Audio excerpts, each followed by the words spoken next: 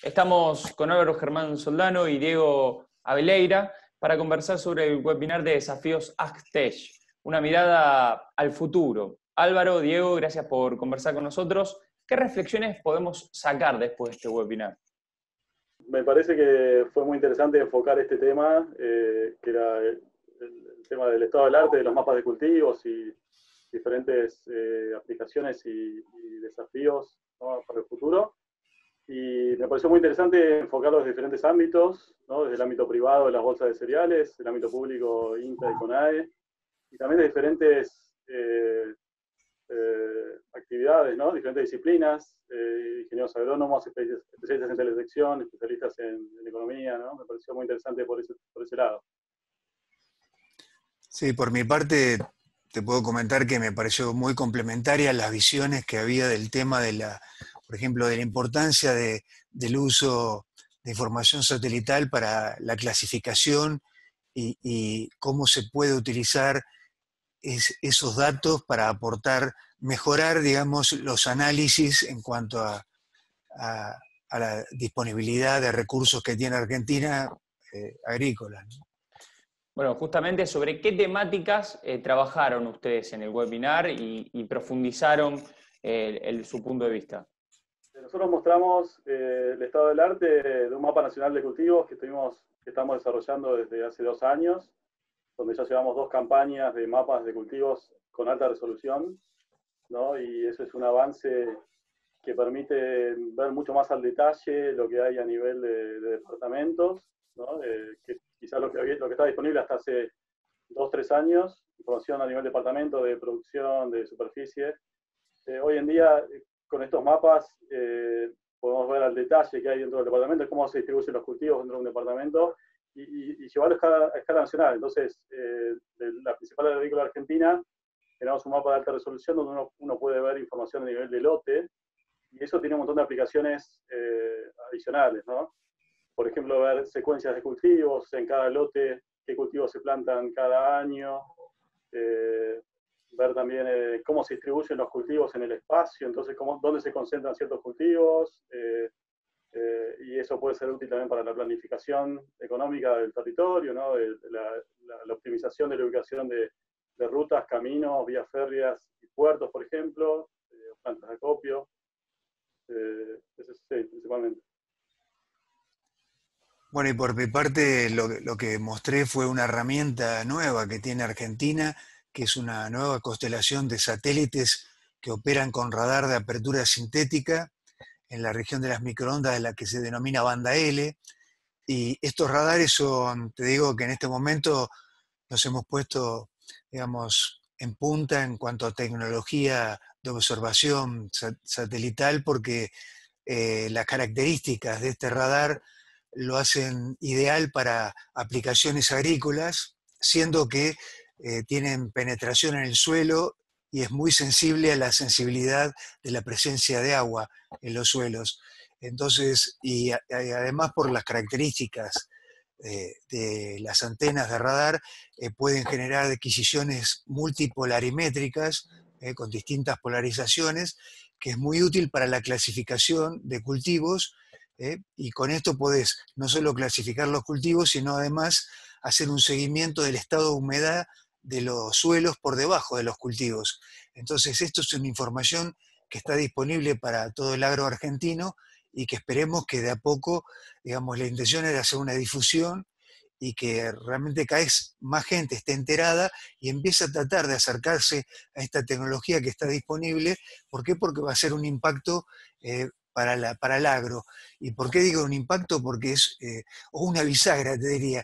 ¿Por qué? Porque la gestión del agua en zonas áridas y semiáridas es casi vital. Estamos en épocas de mucha sequía, ¿no?, porque el cambio climático, aparte por un ciclo que estamos viviendo ahora de sequías, y realmente la gestión del agua en zonas agrícolas, donde dependen digamos, de la irrigación, es fundamental tener una digamos, mejor monitoreo de la disponibilidad del recurso, ¿no es cierto?, y de lo que el cultivo necesita. Así que realmente esperamos que sea aprovechado, digamos, al menos en nuestro país, esta información, porque en el resto del mundo lo saben muy bien y, por ejemplo, ahora estaba leyendo que, por ejemplo, la Unión Espacial Europea, la Unión Europea, a través de la Agencia Espacial Europea, está por construir un satélite, te diría, casi copiado al nuestro, hasta la ingeniería, ¿no? Entonces, cuando uno ve que, digamos, toda Europa está tratando de tener banda L con un satélite similar al nuestro,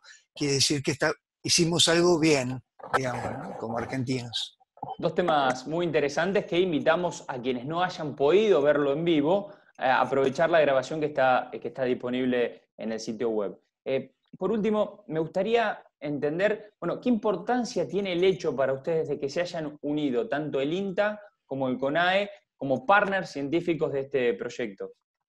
Sí, nos parece súper importante que haya, obviamente, interacción, ¿no? Tanto entre instituciones públicas como el INTA y la CONAE, con las cuales venimos trabajando desde hace tiempo. Yo también empecé trabajando desde INTA para CONAE, entonces hubo una vinculación desde hace 10 años por lo menos, en ese sentido, para la misión SOCOM. Y hay también convenios, hoy en día un convenio marco entre INTA y CONAE, convenios específicos entre INTA y CONAE. Y también parece interesante trabajar con el sector privado, ¿no? Entonces, ver las vinculaciones tanto entre público y privado. Creo que hay mucho que nosotros vamos a aportar. Por ejemplo, las capas del mapa de cultivos también se usan para instituciones privadas o ONGs que lo toman para ver sustentabilidad de la producción agrícola, por ejemplo. También nosotros podemos nutrirnos de información que genera el sector privado para hacer nuestras investigaciones y para nuestros productos, como por ejemplo los mapas, que después vuelven a ser utilizados por el sector privado. Entonces, creo que esas dos interacciones son interesantes y desde ya que contar con el apoyo de CONAE, nosotros trabajamos con imágenes satelitales, contar con el apoyo de CONAE, en particular si podemos incorporar SOCOM a nivel nacional, eso sería muy interesante. También que nos den una mano desde CONAE para el tema quizás de procesamiento o generación de esa información a nivel nacional, que no va a ser fácil para nadie. Así que eso puede ser también un vínculo futuro. Bueno, y por parte de la CONAE, digamos que la estoy representando acá, nosotros, como decía Diego, hace años estamos trabajando con el INTA, con el Servicio Meteorológico. Es más, cuando se generó la misión SOCOM, esta constelación de 2 satélites, las primeras instituciones que fueron consultadas y con las que se empezó a trabajar fueron justamente el INTA, y casi que el INTA fue el que sugirió que, digamos, usar el radar para la medición de humedad del suelo era un objetivo estratégico para el agro y para Argentina. Así que desde el principio el diseño del satélite fue pensado estratégicamente en base a esta interacción con el INTA, también con el Servicio Meteorológico, con el Instituto Nacional del Agua. Generalmente las misiones satelitales se diseñan de esa manera, se ve cuáles son los requerimientos de los usuarios, de la sociedad, y en base a eso se empieza a pensar cuál sería la mejor herramienta, el mejor instrumento, el mejor satélite, plataforma, que pueda cubrir esa necesidad de información. Y como decía Diego, también nosotros hemos hecho un cambio de paradigma, no solo interactuamos con los organismos nacionales, sino que estamos interactuando mucho con las empresas privadas, por ejemplo, relacionadas con el agro. ¿Por qué? Porque nos interesa, ahora que tenemos la herramienta, este instrumento en órbita, los 2 satélites, estamos viendo que la interacción con los privados nos hacen aparecer nuevos productos o nuevas aplicaciones que podríamos darle a esta información. Por ejemplo, pasturas para ganadería, biomasa forestal, hay un montón de aplicaciones, variabilidad de la humedad en las napas.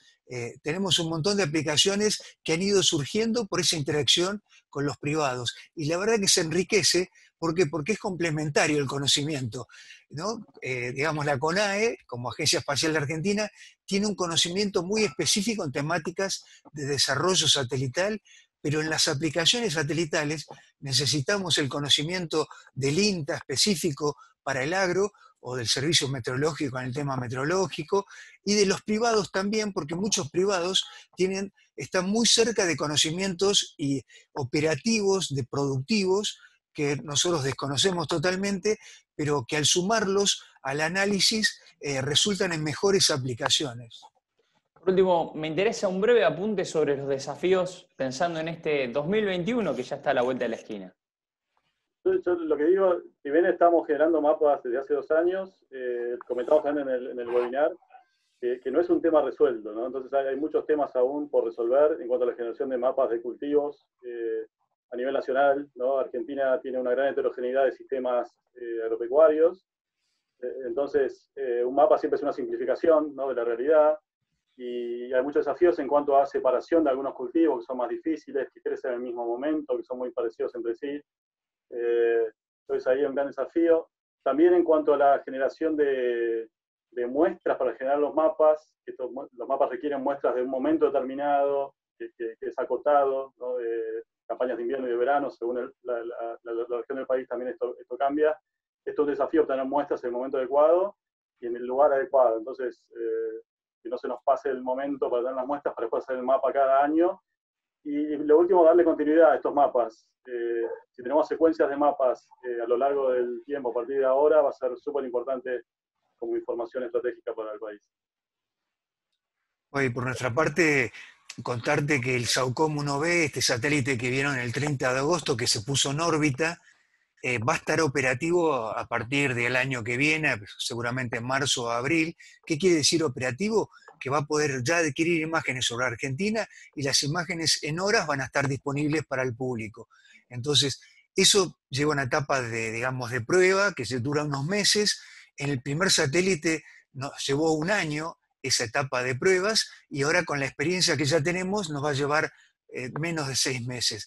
Pero entonces el desafío, ¿cuál es? Que al tener operativos los 2 satélites, que son exactamente idénticos, la información es totalmente comparable, vamos a tener mejor revisita, por ejemplo, revisita semanal sobre las zonas agrícolas, y entonces al tenerlos en órbita y tener disponible esa información es el momento de empezar justamente a aplicar esa información y, como decía Diego, usar información de campo para validarla, calibrarla, empezar a generar esos nuevos productos y que empiece a llegar el impacto al agro, porque este satélite o la constelación se lo construyó para dar un impacto positivo y empezar a recoger los frutos de la inversión que hizo el país.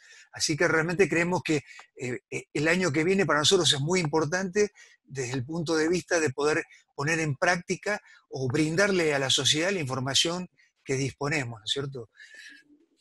Muchas gracias, muy interesantes los desafíos por delante, le agradecemos muchísimo el contacto. Álvaro, Diego, gracias.